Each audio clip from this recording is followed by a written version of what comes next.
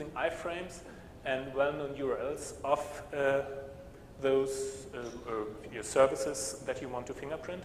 And if you really know what you're looking for, then the script element is rather powerful, because it doesn't only give you an indicator that there was an error if you include something, but also it gives you rather explicit error messages.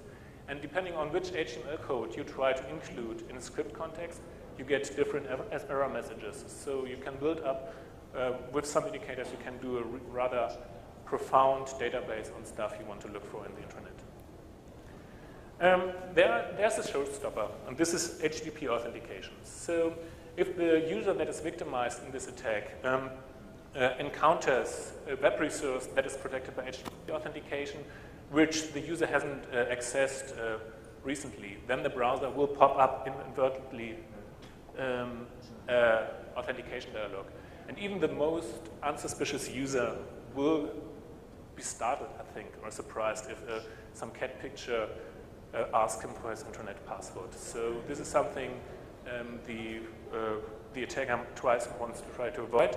There are techniques around this. The trick behind this is to create HTTP requests that doesn't respond with 401 codes or 200 codes, but that fail before being processed by the web server. So the web server sees, okay, there's an HTTP request, but I can't do anything about it, and it returns with a 500 error code. This can be done with two tricks. Either you can use incomplete entities that cause most web servers to fail. If this doesn't work, some browsers don't do this, for example, Internet Explorer 7, then you can use very, very, very, very, very, very, very long URLs. Then you also get a 500 error code. Please note, this breaks fingerprinting. So the attacker has to decide if he wants to really be stealthy, if he wants to doesn't want to be recognized at all, or does he want more information? But we come on back later.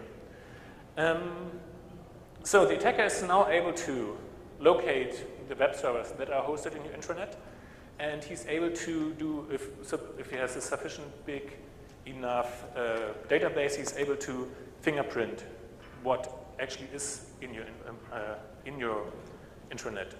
And therefore he has a rather good starting point for successful cross-site request for details. Then if you look into intranets, and I think you will all agree, intranet servers and internet applications are rarely as rigidly patched as comparable applications that are reachable from the outside. Because who should attack you? Why should I even change the password of my home router? Because only my wife and my kids and I are able to get to the admin interface. I trust them. Or why should I patch my WordPress installation that I use for internal communication? I trust my employees. So I still run WordPress 2.0 that has some serious remote code injection vulnerabilities. But as the attacker now is part of Intranet and part of this trusted zone, he can use old off-the-shelf exploits, and in many cases should be able, from within this web page, using cross-site request forgery, to attack your intranet servers. There are limitations. The attacker works with timeout events, and timeout events take time. So every timed out event, if you want to, so the longer the timeout, the clearer is the picture, because these techniques are obviously bound to have false positives, because everything is a little bit fuzzy. We don't really know what error occurred or why the server didn't answer timely. So we have to deal with rather large timeouts if you want to be secure or sure that we know what we're doing. And the attacker can do some parallelization, can request more than one element at a time, but most operating systems, and Windows is the most strict one, they pose limits on the number of connections. So probably looking at cat pictures is not the way for the attacker to do, but a cat video, for example, should do the trick. So if you can trick the user to stay at the web page for about 3-4 minutes, then he should be able to do some decent reconnaissance on 255 hosts, stuff like that. There are also port restrictions. So while port 80, port 443, and port 8080, for example, are all accessible, it shouldn't be a big problem. There are other ports that are restricted. Okay, there are further attacks that I talk about. There are fingerprinting and attacking attacks on non-HTTP services using multi-part forms. The papers are in the references of this talk. And there are a lot of attacks that don't require JavaScript, but as I'm talking about JavaScript malware today, I don't cover them. You don't have to invite your code or invent your code yourself. There are convenient attack tools already available on the net for free. My favorite one is Beef. It's called Browser Exploration Framework. It's a one-line cross-site scripting, one-line JavaScript include that you can use for cross-site scripting attacks, which is rather powerful. And there's also Backframe, which I didn't look at in detail. Good. So this is where the HTTP-based civil attacks. Now we go to DNS rebinding. DNS rebinding is also an attack that has had a lot of names. It used to be named DNS spoofing back in 1996. Then somebody called it quick-swap DNS. Then lately, I called it anti-DNS pinning. And right now, people call it DNS rebinding. I think DNS rebinding is the final name, so forget all the other names. The attack itself is rather old. It was invented to attack Java applets. And it is based on a DNS server that is controlled by the attacker. And the attacker assigns internal IP addresses, for example, 10.10.10.10, to DNS names that he controls dynamically. And we see how this works out. Okay, again, our scenario that we talk about all the time today. And the attacker again lures the victim to execute some active code inside the intranet. And the attacker hosts his content on attacker.org that is assigned to 200, 200, 200, 200. Now, before the hidden JavaScript does its magic and tries to access the intranet server, the attacker changes the binding of attacker.org to 10.10.10.10. And then the JavaScript tries to access the intranet host. But now the JavaScript doesn't use the IP anymore, it uses attacker.org, because attacker.org now points to the intranet. And now attacker.org served a web page that tries to talk to attacker.org. Therefore, the same origin policy is satisfied. And our malicious script has full read and write access to the server and also is now able to leak the complete content of the server outside to the attacker. As this attack is rather old and has been rediscovered at least 3 times, there obviously are countermeasures. The countermeasure is called DNS pinning. DNS pinning is a technique that forces the browser to keep the mapping between the DNS entry and the IP address for the whole lifetime of the browser session. This is not really something you want because it violates an RFC, it breaks dynamic DNS, it breaks some load balancing techniques, it breaks some fail-safe techniques, and all this stuff is even worse because right now or nowadays our browser sessions last forever. I never shut down my computer.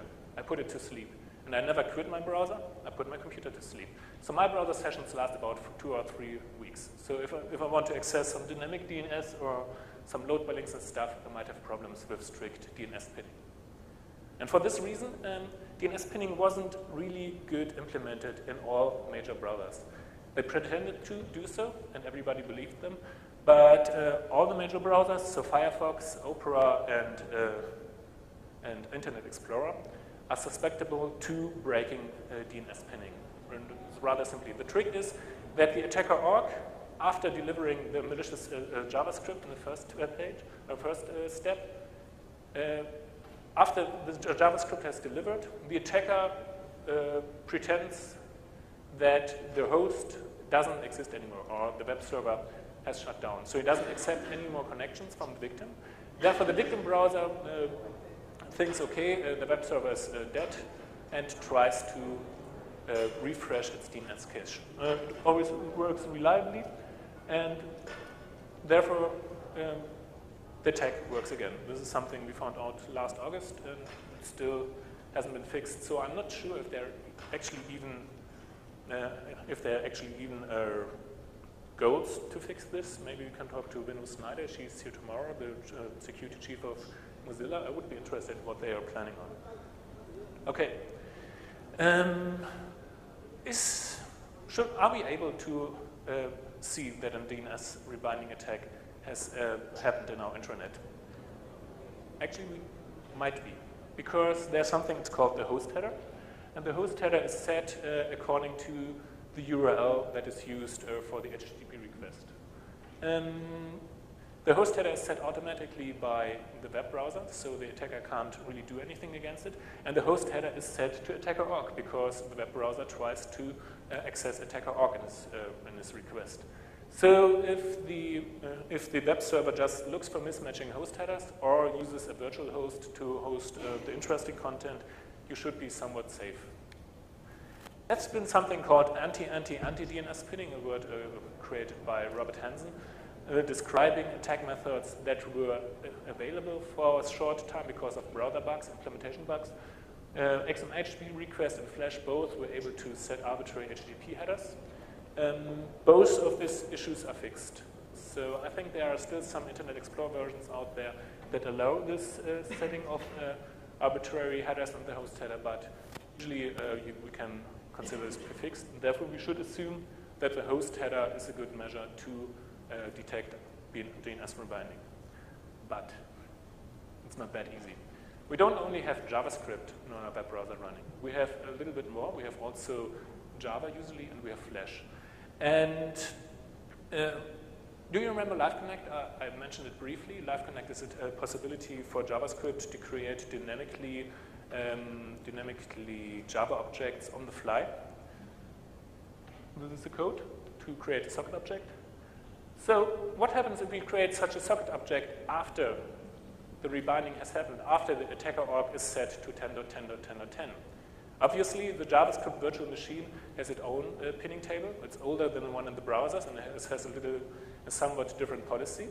And the Java virtual machine for this special context built up by the web page hasn't even started up before the rebinding has happened. And for this reason, the Java runtime only sees the new pins 10.10.10.10 to attacker.org. So now the attacker has TCP sockets. And even if Java is not available, there's something called Flash, and Flash 9 also has sockets. They are not as powerful as the ones Java provides, but they are useful.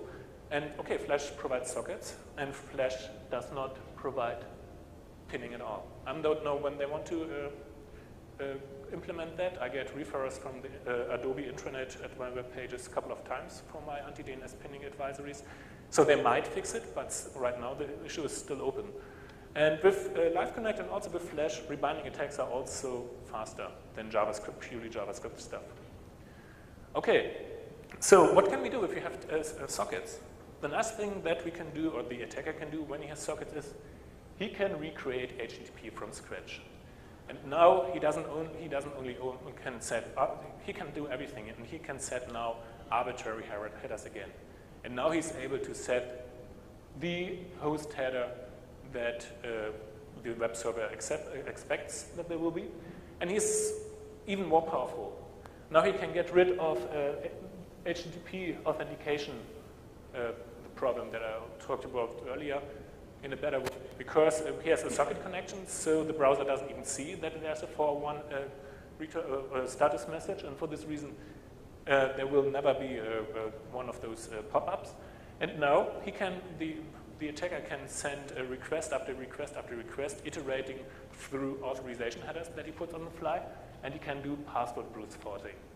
And so if you have only weak passwords on your HTTP authentication protected intranet hosts, this might be a problem. There's a lot of more you can do with sockets. You can access other protocols, you can access binary data, you can do pretty much everything, but I won't talk about this today. Billy K. Rice is going to give a talk on this subject tomorrow, so I urge you to go there. There is he, Billy. Cool. Okay, now to something more positive, to protecting this stuff.